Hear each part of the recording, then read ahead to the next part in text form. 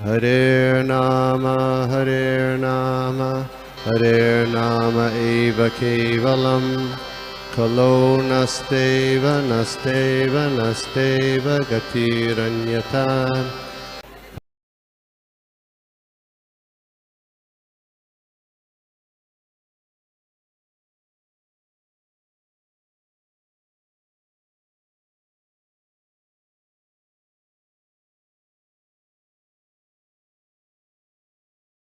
हृदि सन्निविष्टो मत्तः स्मृतिर्ज्ञानम् अपोहनं च वेदैश्च सर्वैरहमेव वेद्यो वेदान्तकृत् वेदविदेव चाहम्।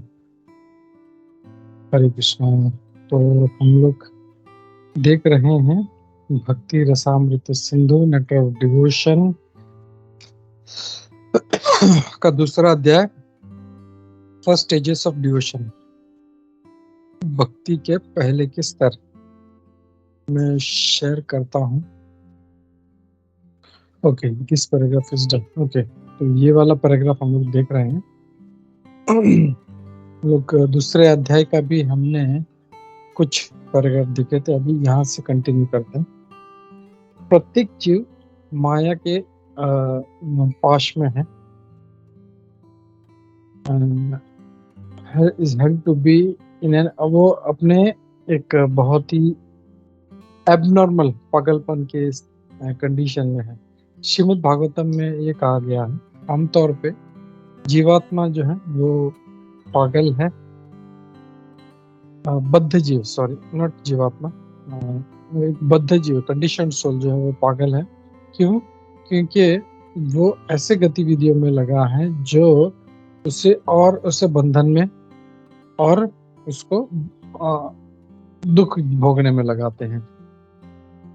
जीवात्मा अपने स्वाभाविक रूप में आनंद, शाश्वतता और ज्ञान का अनुभव करता है। Only by his implication in material activities has he become miserable. लेकिन अपने इस भौतिक गतिविधियों के कारण वो इस बुरे, अशाश्वत और अज्ञान के इसमें लगा है, कर्मों में लगा है। और ये क्यों है? This is due to vikarma. ये विकर्म के कारण ऐसा हो रहा है। विकर्मा मतलब वो एक्शंस जो नहीं करने चाहिए। इसीलिए हमें साधना भक्ति की प्रैक्टिस करनी चाहिए, जिसका मतलब है हमें भगवान के विग्रह की मंगला आरती करनी चाहिए सुबह। फिर जो कुछ भौतिक कर्म है, भौतिक गतिविधियां, उनसे दूर रहना चाहिए। गुरु को प्रणाम करना चाहिए और जो दूसरे रूल्स एंड रेगुलेशंस दिए गए हैं उसका पालन करना चाहिए, जो आगे जिनका वर्णन होगा।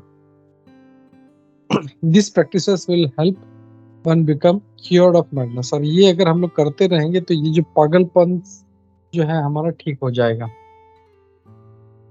As a man's mental disease is cured by the directions of a psychiatrist. So the sadhana bhakti cures the conditioned soul of his madness under the spell of Maya materialism. तो यहाँ पे प्रभुपाद जी यहाँ पे एक उदाहरण दे रहे हैं कि जैसे एक पागल व्यक्ति का पागलपन एक साइकियाट्रिस्ट के निर्देशन से ठीक हो जाता है, उसी प्रकार अगर हम लोग ये जो साधना भक्ति है वो जो है इस बद्ध जीव का जो पागलपन है इस माया के कारण उसको दूर कर देती है। तो इसी प्रभुपाद जी कितने सारे उदाहरण, कितने सारे एनालॉजीज भी देते जा रहे हैं ताकि हम लोग इसको अच्छे से समझ सके। तो यहाँ पे मुख्य यही बात है कि जो भी हम लोग तकलीफ झेल रहे हैं वो विकर्म के कारण है, और विकर्म के कारण ये सब हो रहा है। और इसको कैसे ठीक कर सकते हैं? हम लोग सिर्फ साधना भक्ति से ही ठीक कर सकते हैं। फिर आगे नारद मुनि जी श्रीमद् भागवतम के 7वें स्कंद के पहले अध्याय के श्लोक नंबर 32 में इस साधना भक्ति के बारे में चर्चा करते हैं। वो कहते हैं कि हे युधिष्ठिर महाराज, हे मेरे प्रिय राजन, व्यक्ति को अपना मन भगवान के भगवान में लगाना चाहिए, किसी न किसी प्रकार से लगाना चाहिए। That is called Krishna conscious, और इसी को कृष्ण कॉन्शियसनेस कहते हैं। हम लोग देखते हैं हम लोग सब कुछ जो है मैकेनिकल कर लेते हैं हम लोग, लेकिन जो मन है हमारा वो भक्ति में नहीं लगता या भगवान के स्मरण में नहीं लगता। लेकिन किसी न किसी प्रकार से हमको अपना मन उसमें लगाना चाहिए, और इसी को हम लोग कृष्ण भावना भावित होना कहेंगे। It is the duty of the acharya, ये गुरु का या आचार्य का ये कर्तव्य है कि वो अपने जो शिष्य हैं उनका मन भगवान में किसी न किसी प्रकार से लगाए रखे, और यही साधना भक्ति की शुरुआत है। अब यहाँ पे प्रभुपाद जी नारद मुनि जी का उदाहरण दे रहे हैं, श्रीमद् भागवतम का श्लोक, जहाँ पे ये कह रहे बाय हुक और क्रुक, जैसे भी हो हमको अपना मन भगवान में लगाना है। हम लोग बहुत सी चीजों से हम लोग सोचते रहते हैं, हम लोग परेशान रहते हैं, कभी खुश रहते हैं, कभी दुखी रहते हैं। तो चाहे जो भी हो हमको समहाउ भगवान कृष्ण का चिंतन करते रहना चाहिए, ये यहाँ पे कहा गया। फिर श्री चैतन्य महाप्रभु ने हमको एक बहुत ही अधिकृत कार्यक्रम दिया है इसके लिए, ताकि हम भगवान का स्मरण कर सके और ये जप कर सकते हैं। दिस चैंटिंग है, और ये जो जप है उसमें इतना शक्ति है कि तुरंत व्यक्ति को भगवान कृष्ण से जोड़ देता है, और यही साधना भक्ति की शुरुआत है। किसी न किसी प्रकार से अगर मन भगवान कृष्ण में लग जाता है, किसी न किसी प्रकार से अपना मन भगवान कृष्ण में लगाना चाहिए। तो जो महान राज ऋषि थे अम्बरीश महाराज, वो यद्यपि बहुत ही उत्तरदायित्व वाले राजा थे, उन्होंने अपना मन भगवान कृष्ण में लगाया था। वैसे ही कोई भी जो भगवान कृष्ण में अपना मन लगाना चाहता है, वो इस प्रकार बहुत ही जल्दी से कृष्ण भक्ति में प्रगति पा सकता है और अपनी कृष्ण भावना को पा सकता है। अब ये साधना भक्ति और प्रैक्टिस ऑफ डिवोशनल सर्विस में देखा 3 प्रकार की भक्ति है, डिवोशनल सर्विस इन प्रैक्टिस, और 2 कौन से हैं? And in pure love, Prabhuji. Sorry, mother, can you repeat? Devotional service in ecstasy.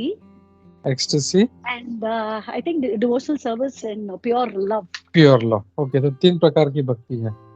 Devotional service in practice यानी साधना भक्ति, डिवोशनल सर्विस इन एक्सटेसी यानी भाव भक्ति, और devotional service in pure love that is prem bhakti. तो यहाँ पे ये कहा गया है कि जो साधना भक्ति है उसको 2 भागों में बांटा जा सकता है।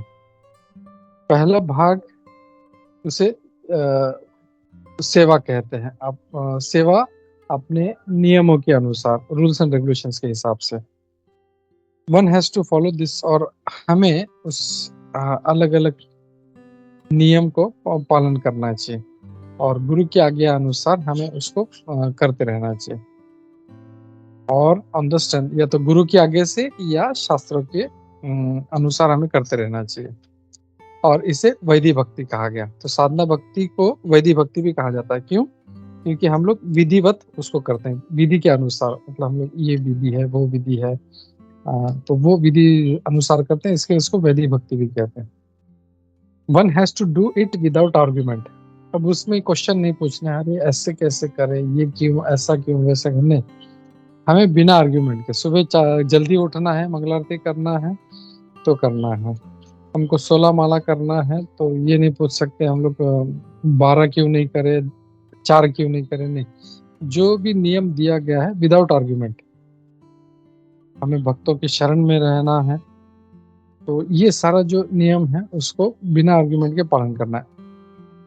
तो एक है सारे नियमों का पालन करना, सेवा जो है करते हुए। फिर अनदर पार्ट ऑफ साधना भक्ति इज कॉल्ड रागानुगा। तो जो साधना भक्ति का दूसरा भाग है वो है रागानुगा। रागानुगा मतलब ये वो पॉइंट है जहाँ पे सारे जो नियम हैं वो उससे थोड़ा सा आकृष्ट हो जाता, आसक्त हो जाता है और वो प्रेम के कारण उसको करने लगता है। उसमें कोई जबरदस्ती नहीं है। पहले वाले में क्या होता है, वैदिक भक्ति में वो गुरु ने आज्ञा दिया है इसके लिए करता है, उसका इच्छा नहीं होता फिर भी करता है, शास्त्रों ने कहा गया है इसके लिए करता।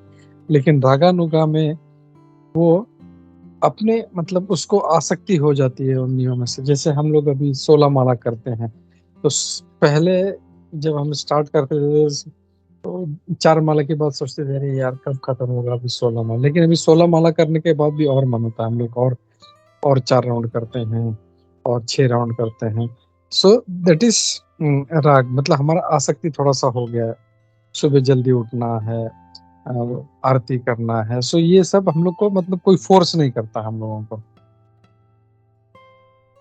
फिर कहा गया, उदाहरण दे रहे, जैसे कोई व्यक्ति भक्ति में लगा है, वो सुबह जल्दी उठता है, भगवान को आरती दिखाता है अपने विग्रह को, और फिर in the beginning by the order of his spiritual master one rises early in the morning and offers आरती। पहले अपने गुरु की आज्ञा के कारण वो सुबह जल्दी उठ के ये सब करता था, बट जब उसका आसक्ति जब होना शुरू हो जाता है उससे, तब वो आसक्ति उसको धीरे धीरे फिर भगवान के विग्रह को सजाना, अलग अलग प्रकार के ड्रेस पहनाना, और कैसे मैं भक्ति और अच्छे से कर सकूं उसका प्लानिंग करना, ये सब उसके दिमाग में आना शुरू हो जाता है। Although it is with in the category of practice, और ये भी जो है ये साधना भक्ति के अंतर्गत ही आता है। ये जो रागानुगा भक्ति है, that is also a part of sadhana bhakti, devotional service in practice. This offering of loving service is spontaneous. ये जो है ये स्पॉन्टेनियस है, राग जैसा, उसको सोचना नहीं पड़ता, immediately he does it spontaneously. So the practice of devotional service, sadhana bhakti, can be divided into 2 parts, namely regulative and spontaneous. तो यहाँ पे देख सकते हैं हम लोग कि जो साधना भक्ति को 2 भाग में हम लोग बांट सकते हैं, रेगुलेटिव एंड स्पॉन्टेनियस, यानी वैदिक भक्ति और रागानुगा भक्ति, ये 2 हैं। I'll stop here. किसी का कोई क्वेश्चंस, कोई एडिशनल कमेंट्स है तो लेते हैं हम लोग। हरे Krishna. Prabhuji, I had one more question. Okay. Yeah. It is more, it just came to my mind where, see, this requires complete surrender to the Guru and following the instructions of the Guru. Which means, there should be absolute faith and surrender to the Guru, that the Guru will guide us in, a proper manner. Now, a couple of things that are coming to my mind is, Prabhuji, in Sri Sampradaya mein, Ramanujacharya's guru, one of the gurus, I think his name was Yadava Prakashan. He actually tried to poison, he tried to poison Ramanujacharya, because he was going from this Advaita philosophy to the Vishishta Advaita, from the non-duality to duality. That's one instance. How can you have, it's just a thought, it is like, how can you have complete faith that the Guru is guiding you in the right direction?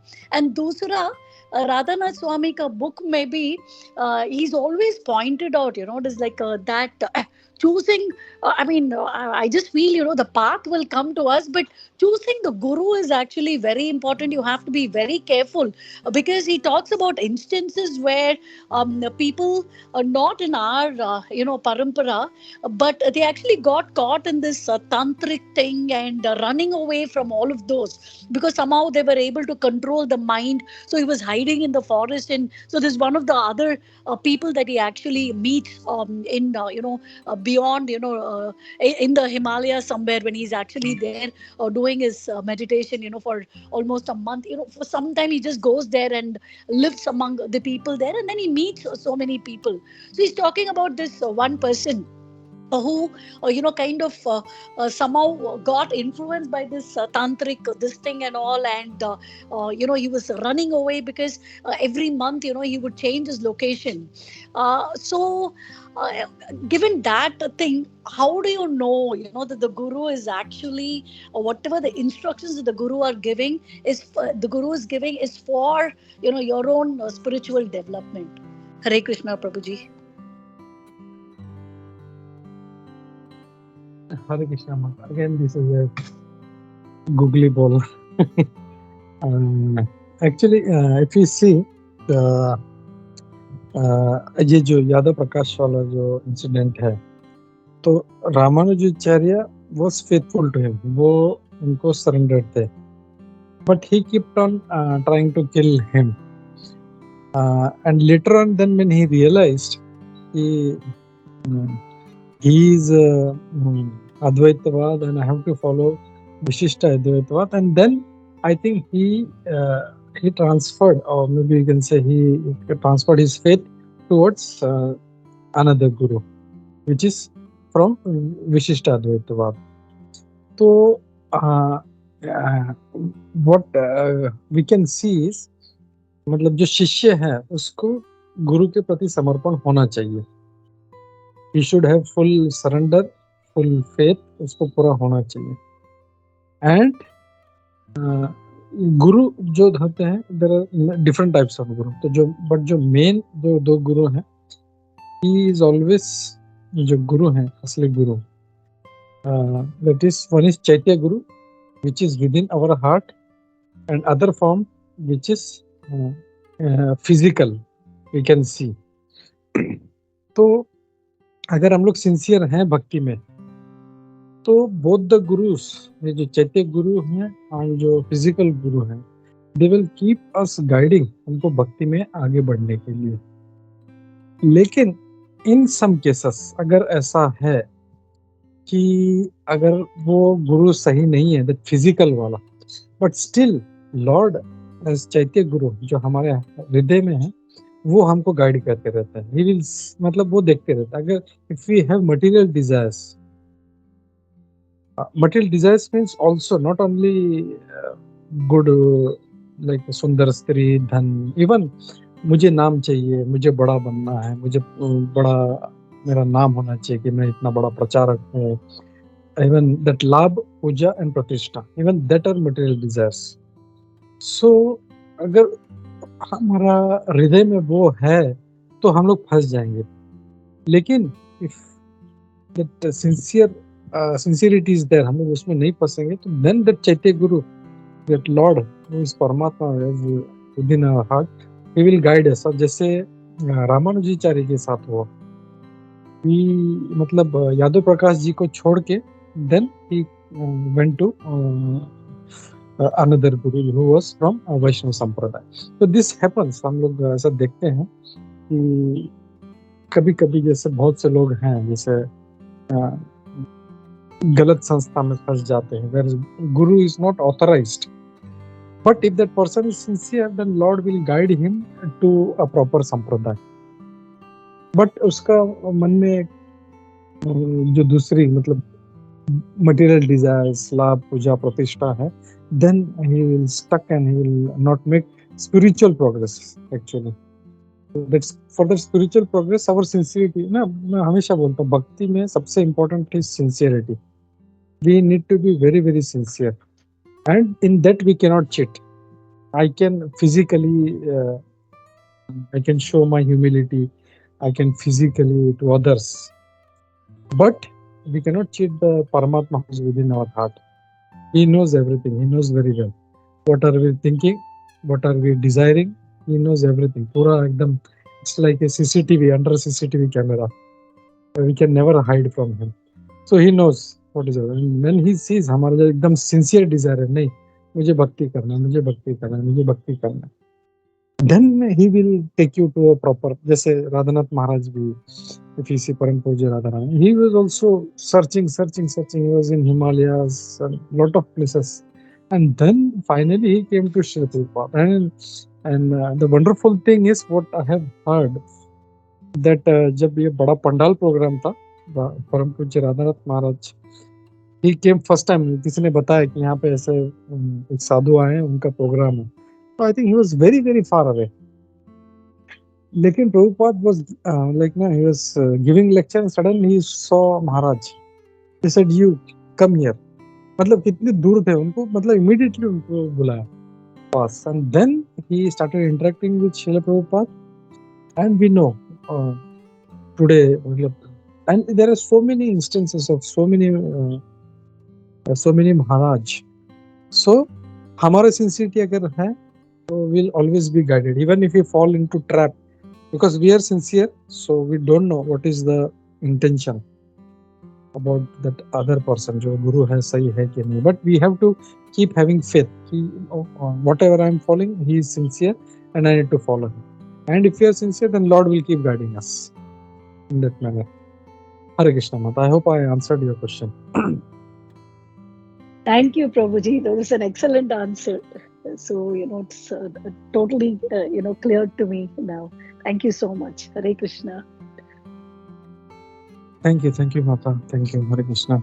But that other thing, I think you better check with Madhusudan Prabhu, because Samanya Bhakti means, what I can understand is, जैसे we see in Mayapur, we see in Vrindavan, लोग आते हैं, नमस्कार करते हैं, they just go, and sometimes once in a month, sometimes 6 months, 6 महीने में एक बार, या they are also doing bhakti. But that is in general, that is very, very, like, no, not sincere. They are not committed. उनका commitment नहीं है. बस मन किया तो वृंदावन गए, मन किया तो they will do wrong things, सब गलत काम भी किया. लेकिन साधना भक्ति कहाँ से स्टार्ट होता है? I have to follow rules and regulations. So if I have to follow rules and regulations, there are do's, there are don'ts. मुझे ये चीज करना है, तो 4 बजे उठना है, मंगलारती करना है, जप करना है, सब कुछ लेक्चर सुनना है, गुरु का आदेश का पालन करना है. एंड नहीं, मैं विल से 4 रेगुलेटरी प्रिंसिपल्स, ये नहीं करना, ये नहीं करना, ये नहीं. So that we can say that's starting of sadhana bhakti. So, but still, I think we better take opinion from Madhusudan Prabhu. When we are doing this, I think I'll ask the question. Yes, Prabhuji, I'll do that. No, I was just thinking maybe a Kanishta Adhikari, that would be equivalent to Samanya Bhakti, because I'm trying to see whether... No. So Kanishta Adhikari actually comes under Sadhana Bhakti then.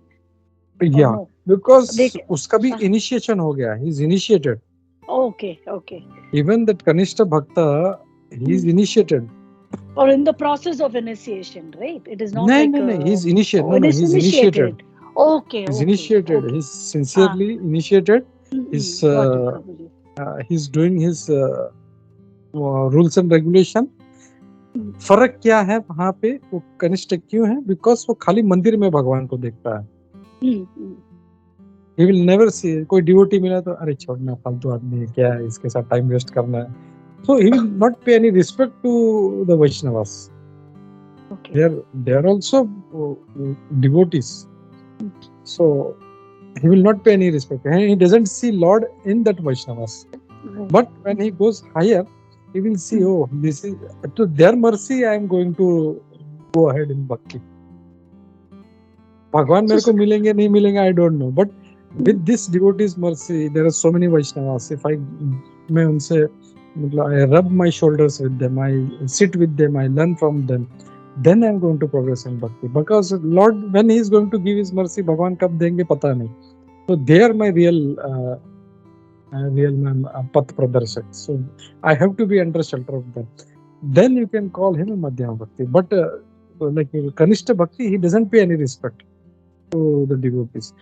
And again, like जैसे उपदेशामृता में he analyzes, ये कनिष्ठ है, ये मध्यम है, ये उत्तम है. And accordingly, if he knows this is the Kanishta, it is not he is going to disrespect. He knows ये कनिष्ठ है तो ऐसा नहीं उसको अनादर करना, नहीं. So he will pay his respect, उसको प्रणाम करेगा उसको, but he will not associate with them. He will associate with his peers and higher level devotees. But Kanishta जो है, he will keep insulting the devotees. Because he doesn't see, उसको भगवान खाली, उसको ऐसा लगता है खाली मंदिर में ही है, बाहर आ गया तो बस हम लोग जो चाहे कर सकते हैं. So that is the difference. Hare Krishna. Thank you, Prabhuji. So, Samanya Bhakti, people who come under that category are still in our parampara or not even there, Prabhuji? Because that's the distinction that I'm actually trying to understand. Would it also include these? So, Mayavadis are not there in this. but people in the parampara, but are not following, it is like all the regulative principles. Maybe, they come under some. So that line is where, I'm trying to figure out. Yeah, that's what even I think, but I'm skeptical about. So better, I think we'll check with Madhusudan. Okay, Prabhuji. Thank you so much, Prabhuji. I've taken a lot of your time on this. No, that's okay. It may help us to understand the definition clearly. So when you ask, even I will be able to understand what is actual Samanya Bhakti and where we have to draw the line. यहाँ तक साधना भक्ति सामान्य भक्ति है and इसके ऊपर साधना भक्ति है. That's a nice thing, and he's very technical and he's very clear. So हम उनसे पूछेंगे हम लोग. Yes, Prabhuji. Hare Krishna. Thank you very much. Thank you, Mata. Hare Krishna. So time is up. तो हम लोग भागवतम पढ़ते हैं. श्री श्री भक्ति रसामृत सिंधु की जय. श्री प्रभु स्वामी प्रभुपाद की जय. श्री प्रभुपाद की जय. हरे कृष्णा.